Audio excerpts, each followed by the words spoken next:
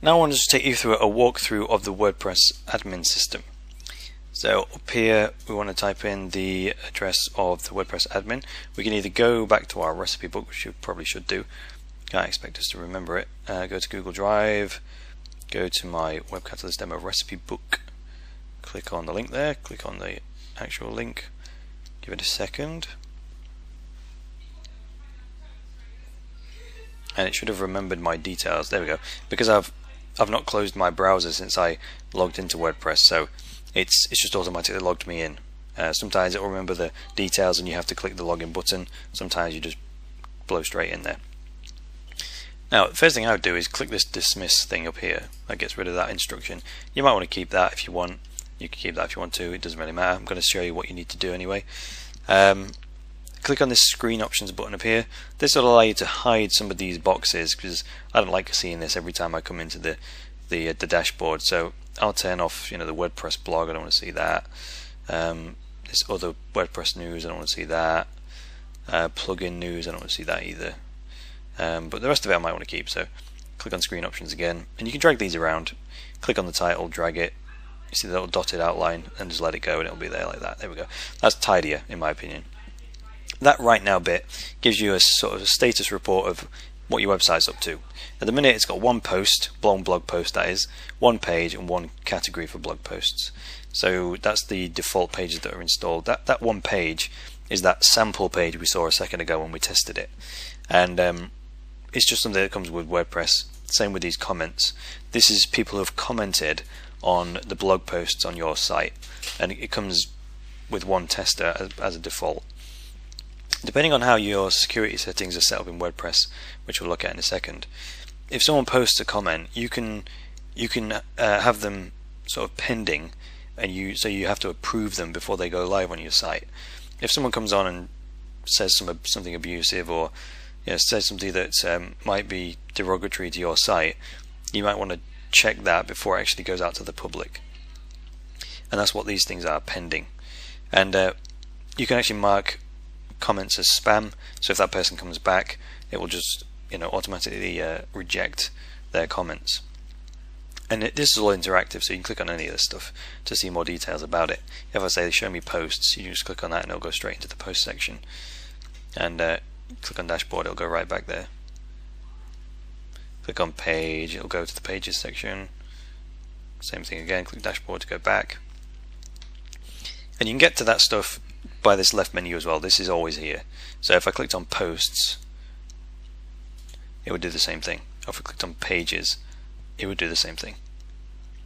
And see, you get these flyout menus as well. All posts, that's just exactly the same thing as clicking on posts and clicking on all pages and all that kind of stuff. These little drawers that go on.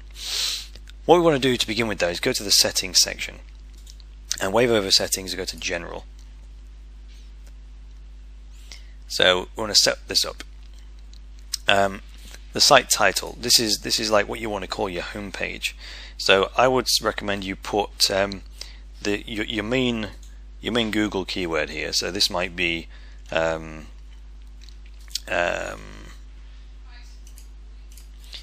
Web Catalyst, it might be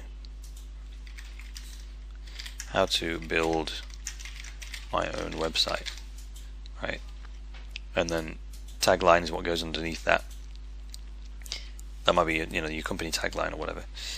So you've got these two web addresses. By default it doesn't put the www in, so if you just click after the http:// and put in the www dot and do that for the next one down as well, www dot, that'll make sure that when the site loads, it loads from www. It will work without that. It's just that most people like to have the wwws in there. It doesn't really matter. Okay, leave all the rest of it as it is. The date and time format is entirely up to you. That's like if you post a blog and it lists the date and time next to it, you can state how that should display itself and what day the week starts on.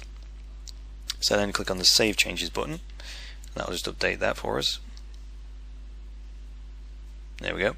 Now because we've added the www into the address, it's kind of logged me out, because it only saved my username and password because I was logged into the non-www version, if you like. So we have to get it to remember our details once again. and then once we've done it this time, it will save it because it will have saved it for the new setup. So all I need to do is go back to my recipe book here and copy my password. Control C, click in there, Control V to paste, click remember again, log in. Just wait for a second, make sure it goes in.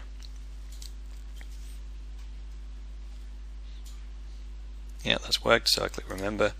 And now let's go back to the settings section and go to the writing section this time. This is everything to do with writing blog posts and writing pages. You don't really need to change anything in here, to be honest. You can leave all that as it is. You might want to change something in the reading section though. So here it's saying, how do you want to configure the way the website loads up?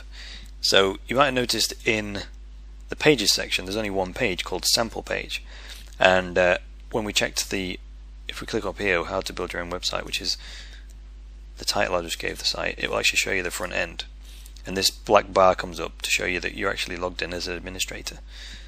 So you see that hang on, there's 2 pages here, you say. Well, not exactly, because this is just a list of all the most recent blog posts, okay, and there's only actually one page. So if we wave over this and go back to dashboard a second, that'll take us back into the control panel. And then if we go to settings and then reading, you see there, front page displays your latest posts. And if we clicked on a static page, we'd be able to select from all the pages on our site about which one we wanted to set as our home page. And we'll do that a bit later, so we'll leave that as it is. Now this bit is like if you have something like the homepage showing all your latest blog posts, it's asking how many do you want to show. So the minute it wants to show 10. But if I change that to 5 and then saved it, if I had 10 different blog posts on my site, it would only, on this summary here, it would only show the first 5. Okay, so let's go back in.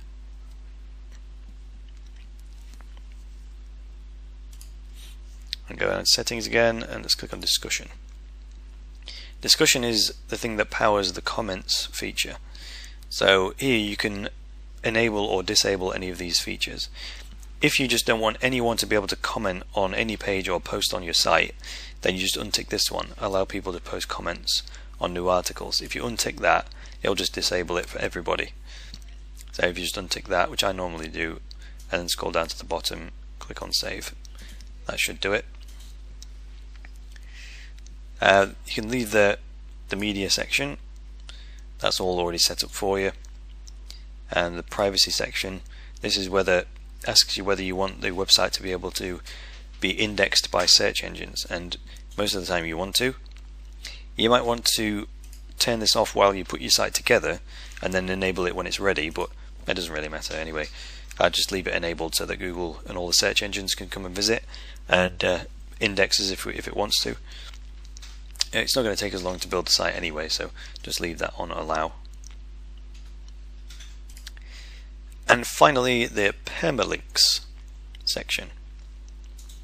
What this is for, if we click on the title of the site again to go back to the front end, what you'll notice, say if you visit the sample page, look at the address of this page. It's webcatalystdemo.co.uk / page ID = 2.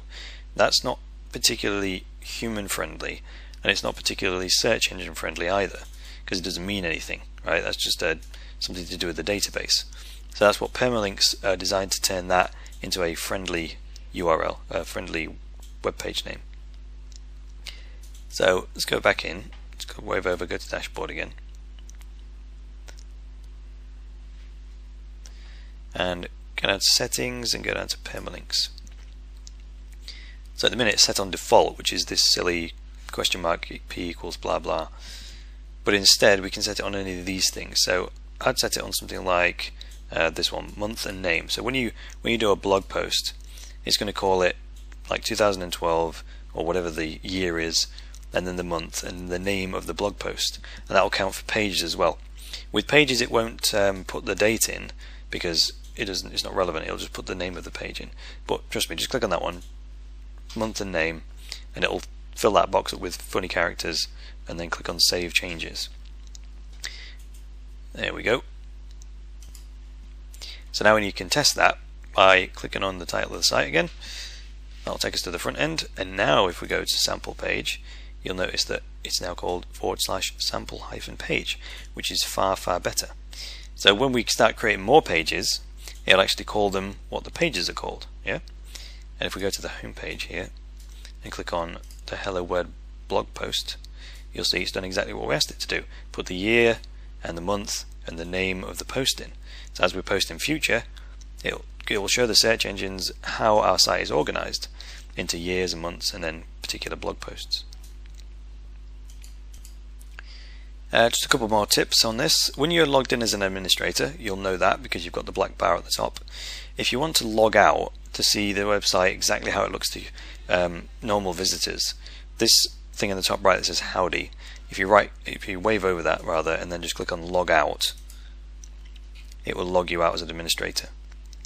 And then what you can do here, this link that says back to, and it'll say your site title. If you click on that, there you go, the black bar's gone, and this is exactly what the site will look like to the average visitor, because it's just put us back on our site. And if we click on sample page, look, you get the actual friendly web address again. But there's something else I want to show you. So here I want to go back to the site admin, so I can just actually edit this address myself. If I just click at the end of it and delete it all the way up to .co.uk/, we know that we can go to wp-admin, and that's the location of the control panel for WordPress. When that loads up, it's put my username and password in for me, and click login. I just specifically logged out, so that's why it's done that. There we go. So if you want to edit a page, you can go through the pages section and it will show you a list of all the pages on the site, but as you build more and more pages, it might get a little bit confusing because it's just a list of page names and you can't really get a sense of whereabouts on the site it lives.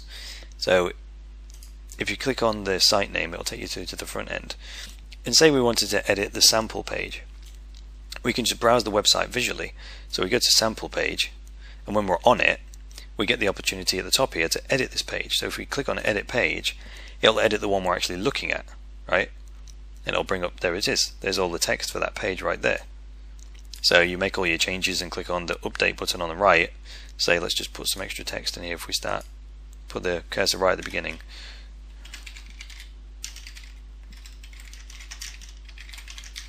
like that, just type it in like you would any Word document, click on update. It'll tell us that this has been successful, and if you click on view page, it'll take us right back there and with our text in there. And if we want to edit it again, we just go back up to the top, click on edit page, and we're back in again. Yeah, and we can do the same with any page on the site. So if we're looking at a blog post, say, if we wanted to edit this, we just click into it and click on edit post this time because it's a blog post, not a page, and then we get all the text in the editor, right? One thing you can do with this toolbar is on the end you can show some more options like color for fonts and underlines and all that kind of stuff, so enable that if you want. Now I wouldn't recommend you start creating lots of different pages and posts at this point. I'd recommend you do that once we've got our website skin sorted out. So you click on the site title and it'll take you back to the site. We want to upgrade the way this looks, because otherwise if we leave it like this, it's going to look like every other standard WordPress site. We don't want that. We want an agency grade site. So in the next section we're going to talk about how to create a skin to put on this skeleton and make it look totally unique and much more professional. And it's at that point that we'll start putting in the words and the text and the images and all the rest of it.